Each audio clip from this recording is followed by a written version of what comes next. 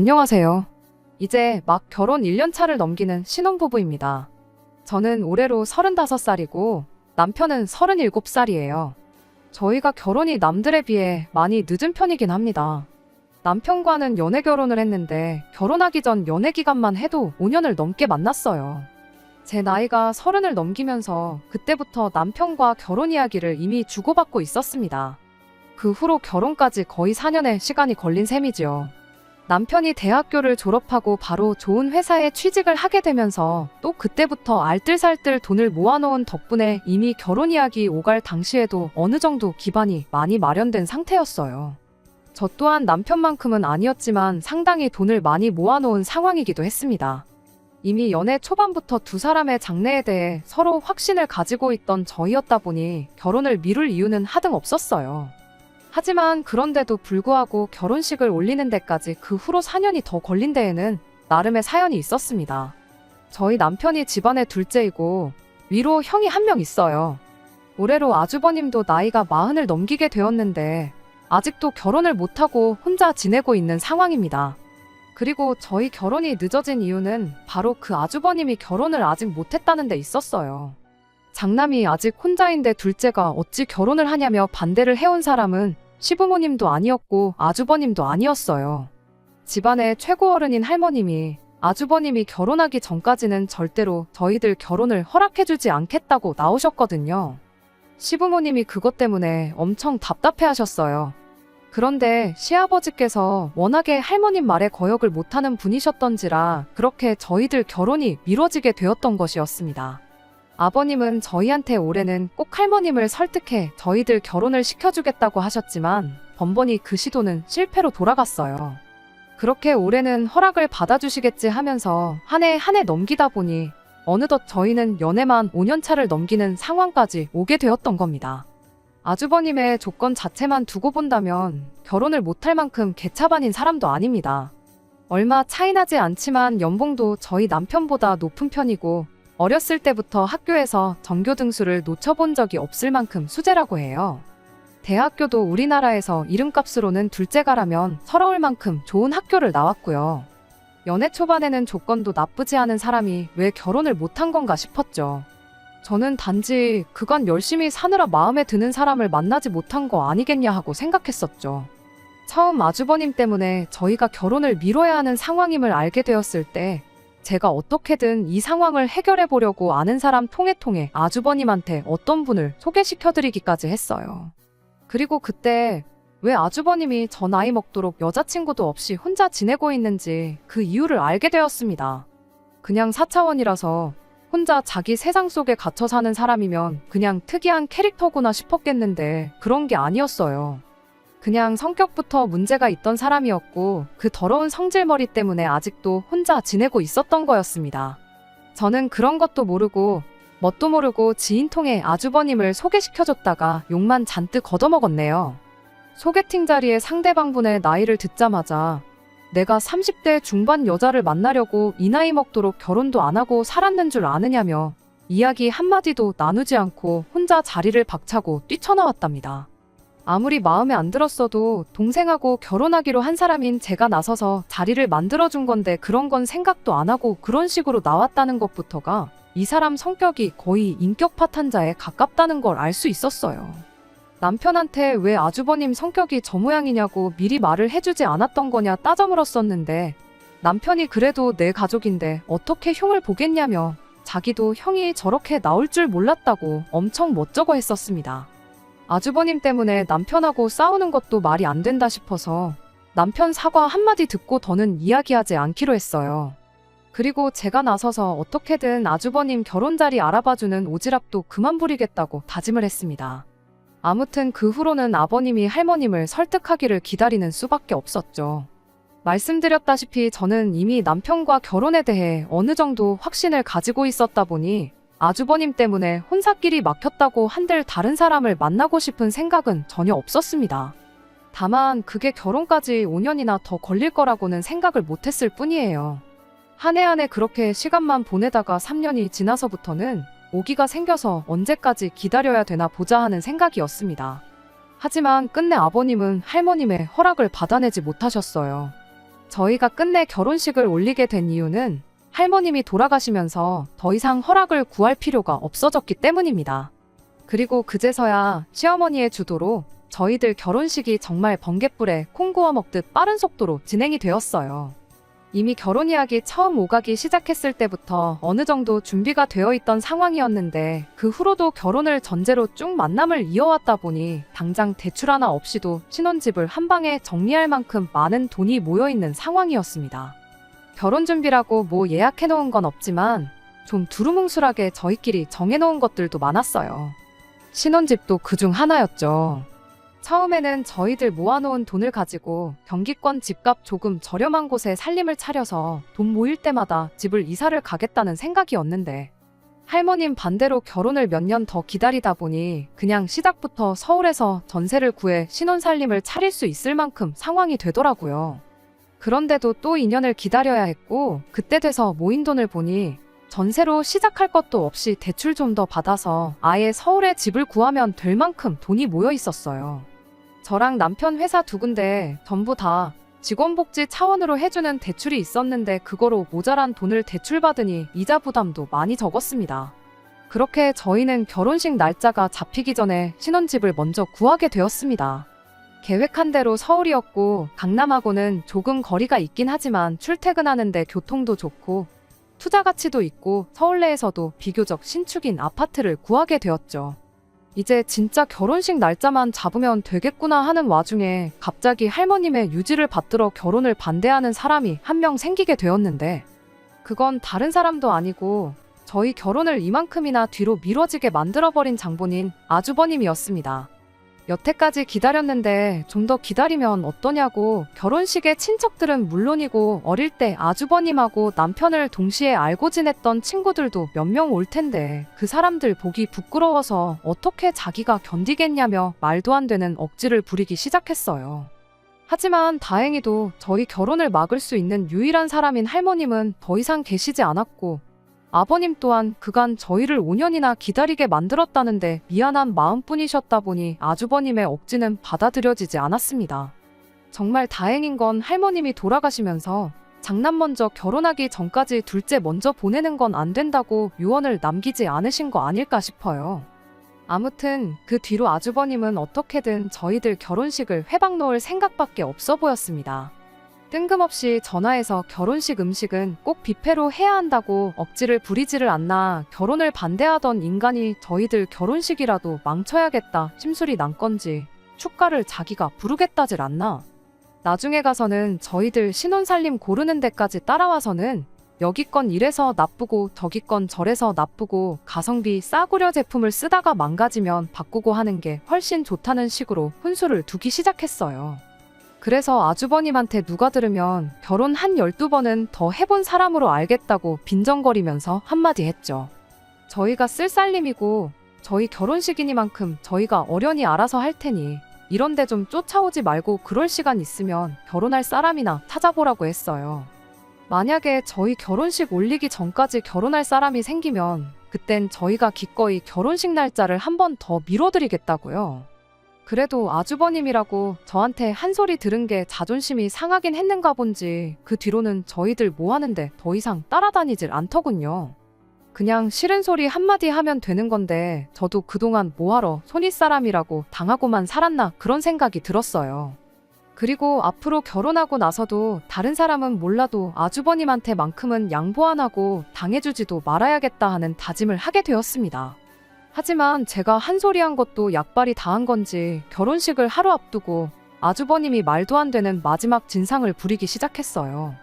다른 게 아니고 결혼식 날 부케를 자기가 받겠다고 우기기 시작한 겁니다. 부케는 제 사촌동생이 받기로 되어 있었는데 사촌동생이면 그 정도 양보하라고 충분히 말할 수 있는 거 아니냐는 거죠. 아니 무슨 부케를 남자가 그것도 아주버님이 받겠다는 거냐고 말도 안 되는 소리 좀 하지 말라고 했더니 한다는 소리가 자기가 거기서 그렇게 부케를 받으면 사람들 눈에 띄지 않겠냐고 결혼식이니만큼 재수씨 친구들도 많이 올 텐데 혹시 그런 자기 자신의 유쾌한 모습을 보고 호감을 가질 사람도 있지 않겠냐는 말도 안 되는 소리를 하는 거예요. 그래서 아주버님한테 한마디 했죠. 애초에 아주버님 때문에 내 결혼식이 늦을 만큼 늦어져서 내 친구들 중에 시집안 간 친구가 한 명도 없다고요. 그리고 진작에 4년 전에 아주버님한테 아는 분 소개시켜드렸을 때 20대 여자랑 만나겠다고 대화도 한 번 안 나눠보고 자리에서 일어나지 않았냐고, 그런데 30대 중반인 내 친구들이 눈에나 차시겠냐고 말도 안 되는 억지 좀 부리지 말고 가만히나 있으라고 했어요. 가만히 있으면 중간은 간다는 말도 못 들어봤냐 한마디 해주고 말이죠.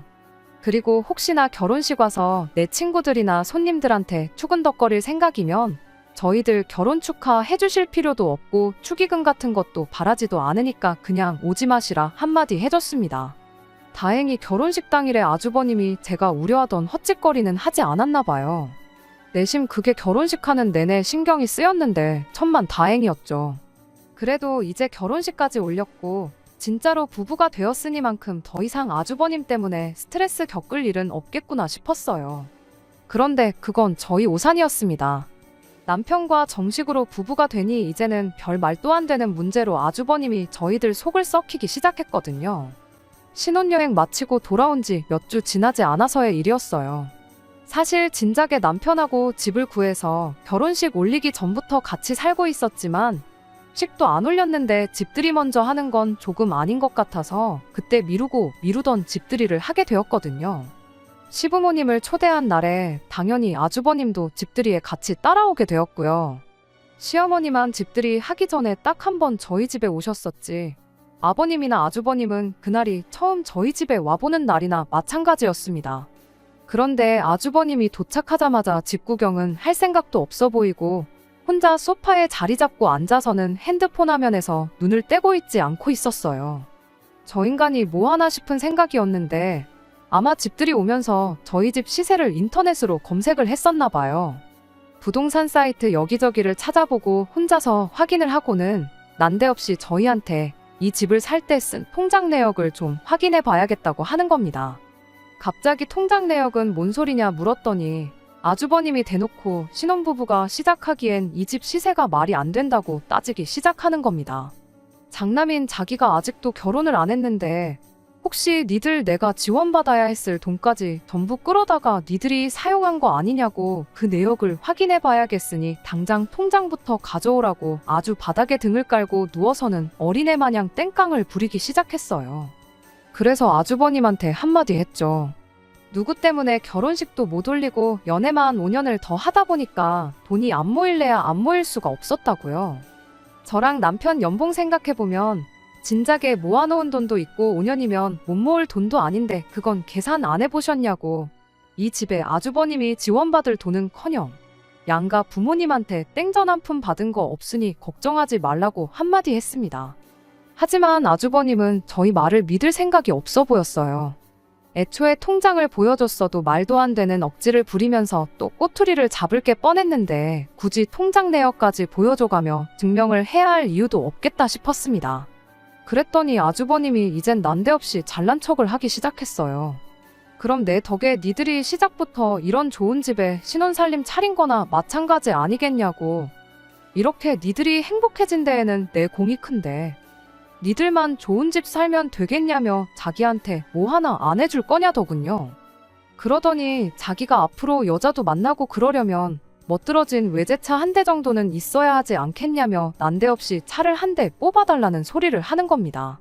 자기가 직장도 안정돼 있고 모아놓은 돈도 좀 있고 니들이 마침 결혼할 때 부모님 돈 한 푼도 안 가져갔으니 있는 돈 전부 투자해서 좋은 집 한 채 구해야겠다는 겁니다.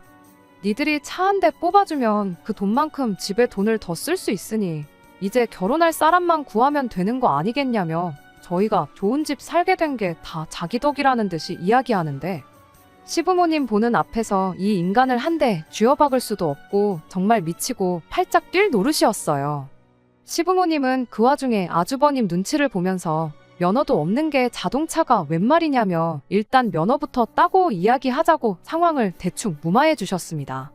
결국 저희 신혼집 집들이 날 아주버님 어깃장 부리는 꼴이나 실컷 구경하고 말았지 딱히 아무 일도 없긴 했지만 그때부터 뭔가 서운하고 억울한 마음이 들기 시작했어요. 그간 아주버님이 온갖 가지 어깃장을 부리면서 진상짓을 하는 데 있어서 뭐라고 말 한마디 하는 사람 아무도 없고 오직 저 혼자만이 아주버님을 상대하고 있었다는 게 그렇게 서운할 수가 없었습니다. 어머님이며 아버님이며 그저 아주버님 눈치 보기 바빴지. 거기에 남편 또한 아주버님이 저럴 때마다 아주버님한테는 아무 말도 안 하고 그저 그러려니 하자고 저를 설득하기 바빴거든요. 할머님만 아니었으면 당장에라도 결혼을 시켰을 거라는 말보다 5년이란 세월을 기다린 저한테 미안하다느니 고맙다느니 말 한마디 없었던 것도 여지까지 괜찮았는데 그때부터 괜히 더 서운해지기 시작했어요. 그 후에도 아주버님이 나를 두고 니들이 감히 먼저 결혼할 생각 말라며 저희 결혼 준비하는 데까지 쫓아나와 회방을 놓는데 그걸 못하게 막기는커녕 따라다니게 내버려 뒀었던 것도 생각나고 그냥 모든 상황이 다 서운하고 마음에 들지 않을 뿐이었습니다. 아주버님 때문에 나이 35 먹고 결혼한 것도 억울해 죽겠는데 여태껏 기다렸으니 그냥 저놈이 저러는 거 참고 살라는 걸로밖에 받아들여지지 않았거든요. 끝내 결혼을 하기는 했지만 그게 어떻게 온 가족이 나서서 도와준 게 아니라 결혼식 못하게 막았던 할머님이 돌아가신 덕분에 올린 거지. 만약에 할머님이 아직도 살아계셨다면 아직도 남편하고 연애만 하고 있었어야 했던 상황이잖아요. 그나마 아주버님이 억지 부릴 때 편을 안 들어줘서 다행이지. 아주버님 억지까지 받아줬으면 아마 35 먹고 결혼도 포기하고 다른 사람 찾아봤어야 할 저였습니다. 애초에 아주버님이 결혼 못한 게 제 탓도 아닌데 정말 100번 양보해서 제가 아는 분 소개시켜줬을 때 그때라도 좀 잘해보는 척이라도 했다면 5년이나 기다릴 것도 없었을 일인 거잖아요. 뭐 이 상황을 남편한테 따진다고 한들 이미 다 지난 일인데 미안하단 소리나 한번 듣고 말겠지 싶어서 그냥 여기까지만 하고 말았습니다. 다만 남편한테 아주버님이 제정신 차릴 때까지 나는 최대한 시댁에 거리를 두고 지내겠다 선언했어요. 적어도 마주칠 일 없으면 스트레스 받을 일도 없을 거라 생각했고 지난 일 되새겨봐야 저한테만 손해인데 결혼했으니만큼 앞으로 행복할 날만 생각하며 사는 게 오히려 저한테 이득이겠거니 그렇게 생각하고 말았습니다. 아무튼 저희가 결혼을 늦게 한 만큼 자녀 계획은 최대한 빨리 갖기로 결정을 했습니다. 이미 결혼을 늦게 한 덕분에 모든 게 준비된 상황이었으니만큼 저희한테는 거리낄 게 없었거든요. 그리고 지지난달에 자연임신에 성공을 했어요. 그간 아주버님 꼴 보기 싫어서 시댁과는 왕래 없이 지내긴 했지만 아이가 생겼다는 소식까지 숨길 이유는 없다 싶어서 그렇게 다시 시댁에 전화 한 통 드렸습니다. 남편이 시부모님께 할머니 할아버지 될 준비하라고 한마디 건네자마자 정말 전화기 너머로 얼마나 두 분이 기쁜지 느껴질 만큼 좋아하는 소리가 들려왔어요. 그때 가선 저도 살짝 그간 연락 안 하고 지냈던 데에 죄송한 마음도 들더라고요. 사실 아주버님 때문에 서운하게 만들었어서 그렇지 시부모님이 두 분 다 저한테 못되게 굴거나 하셨던 적은 단 한순간도 없었거든요. 연락 없이 지내는 동안 어느 정도 마음 정리도 됐고 아주버님이 원래 저런 인간이라는 거 누구보다 잘 알고 있으니 그냥 영 끊고 지내듯 무시하면 그만이겠구나 생각하고 시부모님께 좀 더 자주 연락드리겠다 말하고 두 분과도 잘 풀었습니다. 그렇게 기쁜 소식을 전해드린 날 저녁의 일이었어요. 아직 먹덧할 때는 아니었는데 그날따라 왠지 떡볶이가 먹고 싶더라고요. 그래서 남편한테 매콤한 게 땡긴다고 했더니 남편이 그 말 듣자마자 잠옷바람에 외투만 대충 걸치고 차키랑 지갑만 들고는 떡볶이 금방 사오겠다고 집 밖을 뛰쳐나갔죠. 한 15분이 지났나 남편이 집에 올 생각을 안 하더라고요. 왜 이렇게 늦냐고 전화를 했는데 전화기가 집에서 울리더라고요. 급하게 나간다고 전화기를 두고 갔던 거죠. 전화기도 안 챙긴 마당에 차키는 챙겨나간 걸로 봐서 집 앞에 있는 분식집 아무데나 가서 사오는 게 아니라 제가 평소에 제일 좋아하는 친정집 동네에서 자주 가던 그 떡볶이집에 있는 걸로 사오려고 그러는구나 싶었습니다. 이럴 줄 알았으면 그냥 아무데서나 사오라고 미리 말을 해줄 걸 그랬나 싶었어요. 그렇게 혼자서 남편 오기를 기다리던 와중에 남편 전화기가 울려대기 시작했습니다. 슬쩍 전화기를 보니 아주버님이더라고요. 한참 연락 끊고 지낼 적에 니들 그렇게 해서 어디 얼마나 잘 사는지 보자며 그 뒤로 먼저 연락 한 번 한 적 없는 사람이 마침 시부모님하고 오해를 풀었던 날에 전화를 해대니 기분이 살짝 꺼림직했습니다. 어차피 저한테 걸려온 전화도 아니고 해서 그냥 전화 끊어질 때까지 무시하고 가만히 있었죠. 그런데 전화가 끊어지자마자 바로 아주버님한테서 또 전화가 걸려오더라고요. 그렇게 계속 전화를 무시하기를 5번째. 남편이 없으니 핸드폰을 풀어서 진동으로 바꿀 수도 없고 벨소리는 또 얼마나 시끄러운지 정신이 다 없더군요. 그래서 그냥 제가 전화 받아서 남편이 잠깐 외출했으니 나중에 전화 걸어달라 한마디만 하고 끊어야겠다 생각했고 그대로 전화를 받았습니다. 그런데 전화 받기가 무섭게 아주버님이 전화기에다 대고 정말 육두문자를 날리며 욕을 하더라고요. 혀가 살짝 꼬부라져 있는 게 술에 좀 취한 듯 보였습니다. 제가 누군지도 확인하지 않고 아주 시작부터 있는 욕 없는 욕 쏟아내다가 갑자기 악담을 하기 시작했어요.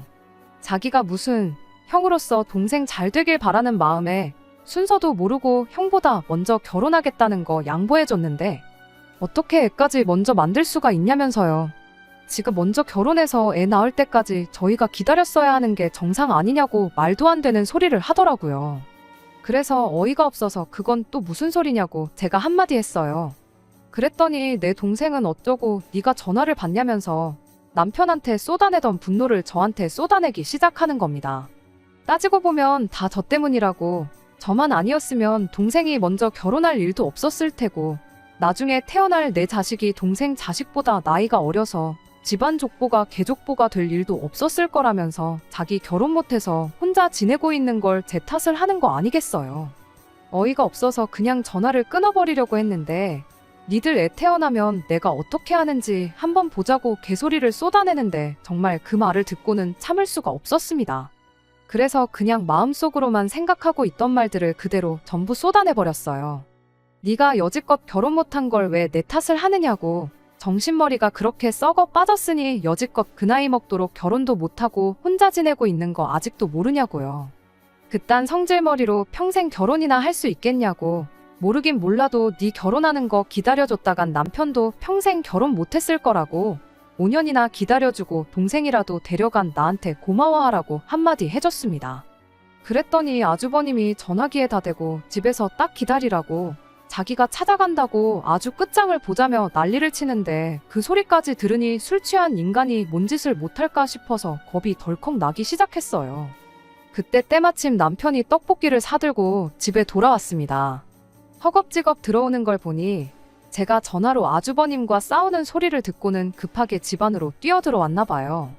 그 길로 떡볶이는 바닥에 내던져버리고 제가 들고 있던 전화기 뺏어다가 너 누구냐고 소리를 질러대기 시작했어요. 전화 상대가 아주버님인 걸 알게 된 남편이 드디어 저를 위해 아주버님한테 한마디 해주더군요. 평소에는 형님 하면서 깍듯이 대하더니 그날만큼은 남편이 아주버님한테 너희 자식 하면서 반말로 막말을 쏟아붓기 시작했어요. 어디 올 테면 와보라고 결혼식 올리기 전에 장례식부터 치르게 해주겠다고 아주 난리도 아니었습니다. 정작 동생이 저렇게 나오니 만취한 아주버님도 정신이 번쩍 들었는지 그대로 전화를 끊더라고요.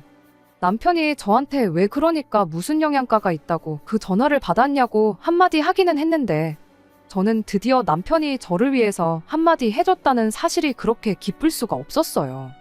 그렇게 다음날 시부모님이 아주버님을 끌고 집에 찾아오셨습니다. 그간 아주버님 눈치 보면서 그냥 어깃장 부리는 거 내버려뒀던 시부모님도 상황이 상황이다 보니 확실히 짚고 넘어가야겠다는 생각을 하셨나 봐요. 집에 들어오자마자 저희들 앞에 아주버님을 무릎부터 꿇게 하더라고요. 그리곤 드디어 시부모님도 아주버님한테 한마디 해주셨어요. 안 그래도 네 할머니 때문에 좋은 시절 다 보내고 이제야 결혼한 동생한테 미안한 마음도 안 드냐고요. 자기 때문에 5년을 낭비한 애들한테 미안한 마음을 갖기는커녕 잘한 게 뭐가 있다고 큰 소리를 떵떵 치느냐고. 곰도 마늘하고 쑥만 먹여서 사람을 만들었는데 니는 도무지 어떻게 해야 사람을 만들지 모르겠으니 니 스스로 그 답을 찾을 때까지는 가족들 앞에 얼씬도 할 생각 하지 말라며 한 달 시간을 줄 테니 집 나가서 혼자 살라고 강하게 한마디 해주셨습니다.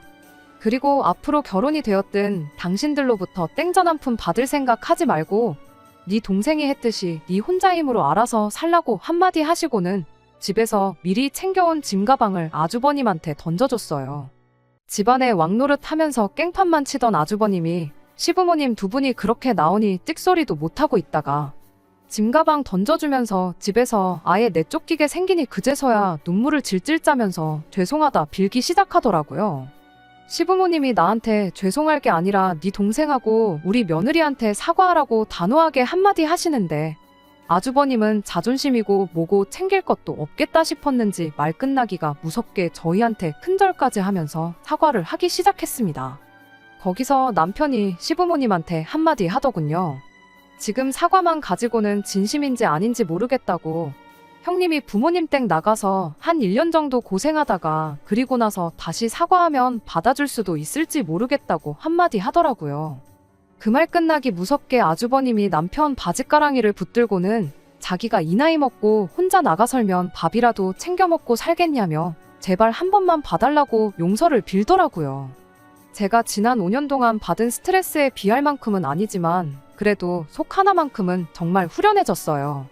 남편이 저한테 어떻게 하면 좋겠냐길래 그냥 나도 당신 생각이랑 똑같을 따름이라고 말 한마디 해주고 말았습니다. 그 뒤로 아주버님은 진짜로 집에서 쫓겨나서 혼자 지내고 있어요. 이따금씩 저한테 안부 전화까지 하고 있습니다. 육두문자는커녕 이따금씩 존댓말까지 섞어가면서 시부모님한테 말 좀 잘해달라고 부탁을 하고 그래요. 하지만 뭐 존댓말 몇 마디 한다고 제 마음이 풀릴 것 같지는 않습니다. 진짜 정신을 차렸다면 저한테 시부모님한테 말 좀 잘해달라고 부탁할 게 아니고 어디서 결혼할 사람 데리고 와서는 이제 정신 똑바로 차리고 살겠다고 한마디 하는 날이 오진 않을까 생각해요. 물론 사람 못 고쳐 쓴다는 말처럼 저 사람이 제정신 차리고 온 가족의 바램대로 살 날이 올까 싶긴 하지만 이젠 시부모님도 남편도 제 편이 되어서 말을 해주게 되었으니 그거 하나로 만족하고 저도 지난 날은 잊고 앞으로 행복할 날만 생각하면서 살 계획이에요. 끝까지 들어주셔서 감사합니다. 오늘의 사연은 여기까지입니다. 구독과 좋아요, 알람 설정 부탁드리고 더 좋은 사연으로 다시 찾아뵙겠습니다. 감사합니다.